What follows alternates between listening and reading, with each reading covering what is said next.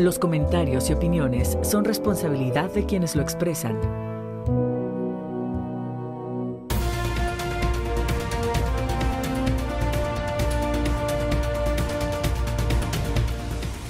Muy buenas noches, bienvenidos al espacio de la entrevista. Hoy estaremos enlazándonos hasta la Ciudad de México para hablar de un tema a casi una semana de la sentencia, de la ridícula sentencia hacia Javier Duarte de Ochoa.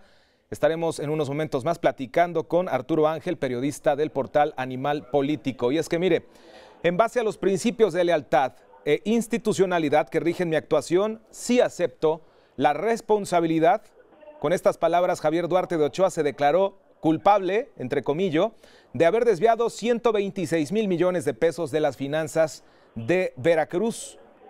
Que una sentencia también contra Duarte haya sido la secuela de una revelación periodística, esto es extraordinario, porque toparse con un caso que hay una consecuencia legal también y política es casi como encontrar una criatura mitológica.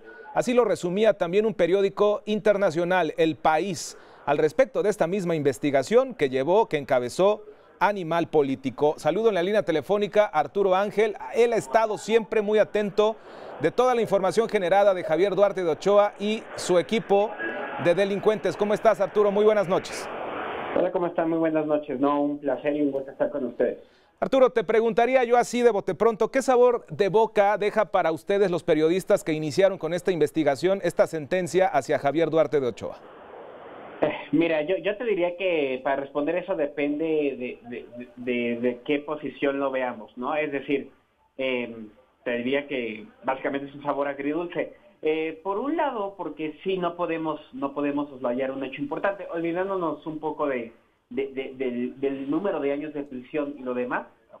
Hoy es un hecho claro que Javier Duarte es un delincuente confeso, jurídicamente hablando, se declaró culpable, ya no se le puede presumir ni de inocente ni de probable responsable, no. El señor se sentó en el banquillo de los acusados. ¿Se declaró? El señor se sentó en el banquillo de los acusados y aceptó la responsabilidad de los delitos que se le imputaban, previa advertencia del juez, que le indicó que hacerlo significaba aceptar toda la investigación y la acusación que había presentado la PGR en su contra, y pues que dejara de considerársele una persona inocente, y por lo tanto que se le considera una persona pues con este antecedente penal ya establecido, ¿no? Y lo que aceptó Javier Duarte pues fue una acusación que planteó la PGR, en la que se le señaló de encabezar una estructura delictiva que con empresas fantasma y prestanombres pues desvió recursos públicos. Es decir, básicamente el señor se declaró culpable de desfalcar a su estado en el periodo en el que gobernó, ¿no? Entonces yo les diría que viéndolo por ese lado, y además añadiendo lo que tú mencionabas, ¿no? En un país donde las investigaciones periodísticas de gran calidad, afortunadamente hay en un número importante, pero que desafortunadamente a su vez pues derivan casi nunca en que algo pase en los hechos, ¿no? Más allá de indignación y en muchos casos de premios en términos periodísticos a las propias investigaciones, no se traducen en nada, ¿no? En ese sentido te diría que el balance que nos deja el equipo de Animal Político, pues por ese lado evidentemente es positivo, en el sentido de que vamos, pasó algo, ¿no? Ahora, el tema es que esto debe de verse como un primer paso, ¿no? Es decir, claro. Se trata de una sentencia por un solo caso que tenía Javier Duarte, pero faltan muchos más todavía, ¿no?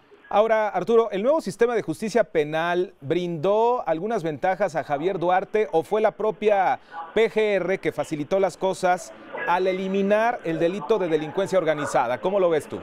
No, bueno, pues son las dos cosas, ¿no? Evidentemente, si la PGR no hubiera retirado la acusación por crimen organizado, difícilmente Javier Duarte se hubiera declarado culpable, porque eso hubiera significado que, aún con una pena mínima, el delito de delincuencia organizada hubiera alcanzado pues por lo menos 20 años de prisión, ¿no? Entonces, en ese sentido, sin duda, la PGR le abrió la puerta a Duarte de optar por este camino. Y ahora, pues, evidentemente, el nuevo sistema penal tiene reglas, y una de ellas es que si tú aceptas la responsabilidad de un delito, pues tienes derecho a una pena reducida. ¿Por qué? Pues porque de entrada estás aceptando ante el juez, más allá de las cosas que digas afuera, ¿no?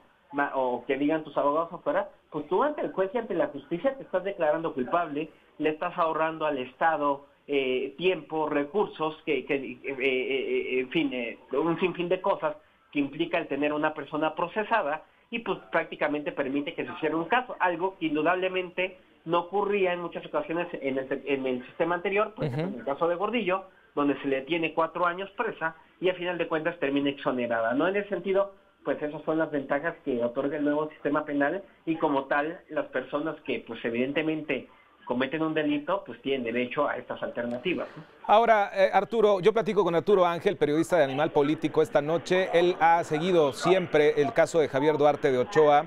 Te preguntaría yo también que con la sentencia, no de 9 años, sino de 7 años con 7 meses, ¿el caso de Javier Duarte está ya cerrado, Arturo? Está cerrado nada más el proceso que impulsó la PGR, ¿no? Evidentemente esta es una sentencia pues reducida, la mínima, al declararse de culpable, y con ello pues se acaba fundamentalmente el caso que presentó la PGR por lavado de dinero y asociación delictuosa derivado del uso de empresas fantasma. Es un caso que siempre se quedó chico, nosotros incluso en Animal Político periodísticamente hemos documentado un mucho mayor flujo de dinero a través de las empresas fantasma, pero bueno, el caso que presentó la Procuraduría desde el inicio abarcaba solo una fracción de esta historia y por ese lado está cerrado. Sin embargo, la historia de Javier Duarte en sí y sus pendientes con la justicia, pues de ninguna manera se acabaron la semana pasada, ¿no? Claro. Y pruebas hay muchas. De entrada, hay que recordar que tiene 2 procesos abiertos, 2 juicios promovidos con éxito hasta el momento por la Fiscalía de Veracruz, por el uso de un helicóptero y por 200 millones de pesos desviados de obras hidráulicas, que si bien la defensa de Javier Duarte siempre ha considerado, y el propio exgobernador, que son casos pequeños, bueno, pues esos siguen en curso, tendrán sus audiencias y muy posiblemente deriven también en sentencias, pero además hay que recordar que hay una orden de aprehensión por algo gravísimo, que es el delito de desaparición forzada, que se requiere el permiso de Guatemala para que se pueda procesar a Duarte, pero no es imposible, y muy posiblemente si México hace las gestiones necesarias, incluso ya el Senado de la República la semana pasada hizo un exhorto a la Cancillería para que agilice este proceso, pues le significaría que Javier Duarte un proceso por un delito gravísimo, ¿no? Y además hay que recordar los más de 60,000 millones de pesos de recursos federales que desaparecieron en el gobierno de Javier Duarte, que han derivado en más de 50 denuncias penales de la Auditoría Superior de la Federación, que son carpetas de investigación que siguen abiertas en la PGR y que si uno espera una investigación seria de esos casos, pues derivaría muy probablemente procesos no solo contra el propio Javier Duarte, sino contra múltiples exfuncionarios del gobierno de Veracruz, claro, involucrados en la desaparición de este dinero. Pero claro, hay que esperar que estos procesos continúen o hay que presionar para ello, ¿no? Arturo, pero verdaderamente, ¿podremos ver en algún momento a Javier Duarte ser juzgado por delitos de lesa humanidad, amén de que el gobierno de Guatemala acelere este trámite, y la Corte de La Haya verdaderamente lo podría juzgar también por este delito grave que representa, bueno, un magnicidio en comparación con, pues, estos hombres que han simbrado a países y a naciones cometiendo asesinatos? Jurídicamente, si lo podemos ver, sí, las opciones están, las puertas ahí están, los procesos ahí están, hay denuncias penales, hay órdenes de aprehensión, hay carpetas de investigación, es decir, la vía jurídica existe. Ahora, lamentablemente, como en México el sistema de justicia no se ha acabado de deslindar de la voluntad política del presidente, de los gobernadores en turno, ahí es donde yo les diría que está el cuestionamiento. Es decir, quien nos tendría que responder esta pregunta, pues es o el próximo presidente del país o el próximo gobernador de Veracruz, que lamentablemente pues ellos siguen teniendo que ver con el funcionamiento de los sistemas de justicia. No tenemos fiscalías realmente al 100% independientes y por lo tanto pues a ellos les toca, como les ha tocado a los anteriores que lo han hecho, no lo han hecho o hasta donde han querido, bueno, a ellos les toca hacer las acciones políticas que correspondan para que estos procesos avancen, no avancen en los tribunales internacionales, avancen las gestiones ante Guatemala, las gestiones diplomáticas, avancen los casos en los juzgados, pues sigue estando en el terreno del Ejecutivo, dado que no tenemos, insisto, fiscalías 100% autónomas en los hechos, pues seguimos sometidos a la voluntad del político. De ahí que yo resaltaría un punto importante. el próximo presidente y el próximo gobernador del estado de Veracruz pues no pueden deslindarse. Está bien que se indignen de que hasta ahora lo de Javier Duarte pues, sea poco, yo estoy de acuerdo, pero pues a ellos les toca que no se quede así, ¿no? Claro, claro. ¿No? Ahí están las opciones abiertas, e insisto, pues políticamente se requiere del impulso de ellos. Pero lamentablemente estas personas a las que te refieres han mencionado que esto es un cine, que esto es un teatro. Te preguntaría yo, ¿qué sucede con la vida de ensueño de Karime Macías allá en Londres? ¿Qué sucede con Alberto Silva? ¿Qué sucede con Arturo Bermúdez? ¿Qué sucede con Tarek Abdalá? ¿Qué sucede con Moisés Mansur? ¿Qué sucede con Janeiro? ¿Qué sucede con todos ellos? Mira, a ver, de esa pregunta yo separaría primero el tema de Karime Macías. Te diría que francamente es una situación inexplicable. Yo no lo entiendo más que una decisión política de no proceder en contra de ella a nivel federal. O sea, hubo pacto.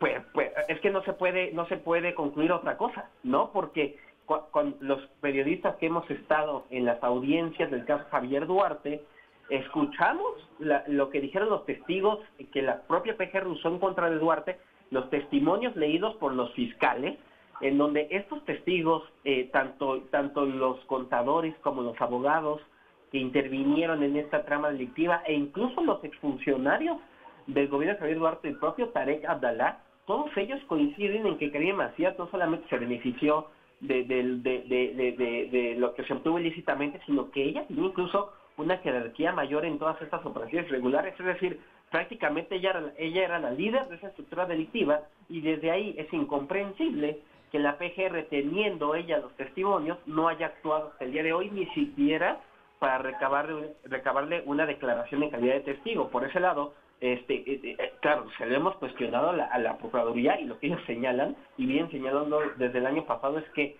es una especie de estrategia jurídica y demás, pero lo que sea, pues yo creo que mientras no pase nada, pues no nos queda más que decir que en efecto hay una intención premeditada pues de no proceder en contra de ella, porque está clarísimo que los datos y los mismos testimonios que se usaron en contra de Javier Duarte, pues ya podían haberse usado en contra de ella también. Hay que recordar que en el tema de Karime Macías, ella sí tiene una orden de aprehensión ya, pero fue promovida por la Fiscalía de Veracruz, sí. Y aquí también tenemos que ver las gestiones que tiene que hacer el gobierno federal para lograr su extradición, algo que hasta donde sabemos tampoco ha avanzado gran cosa. Y finalmente, en torno a todos los demás funcionarios claves, pues yo les diría que lo que ha sucedido y la ruta por la que han optado varios de ellos, hablando de Janeiro, del abogado de José Ortega y del propio Tarek Abdalá y del señor Silva, pues han optado por declarar ante la PGR, de colaborar aportando datos con toda la intención de pues no ser procesados en su momento, ¿no? A condición de que la Procuraduría pues tenga bien no encarcelarlos, no solicitar órdenes de aprehensión. El caso que sigue siendo una incógnita es el de Moisés Mansur, porque yo te lo puedo afirmar porque me lo han señalado a autoridades federales.